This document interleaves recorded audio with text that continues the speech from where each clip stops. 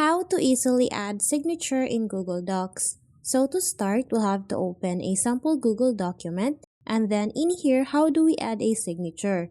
What we need to do is to go on top, and then in here, tap on this insert option. After that, select this drawing option, and then tap on the new option.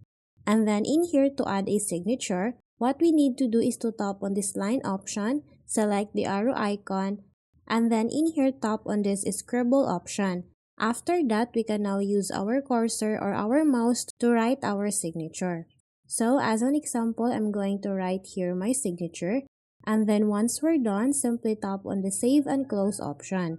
And then in here, as you can see, the signature is automatically added. If you want to edit the signature, all we need to do is to tap on the signature, select the behind text option, and then after that, we can now move the signature.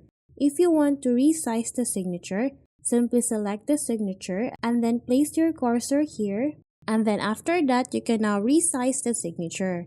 So that's how easy we can add signature in Google Docs. Thanks for watching, and if you find this video helpful, please don't forget to subscribe, hit the like button, and then the notification bell so you won't miss any of our future videos. See you on the next one!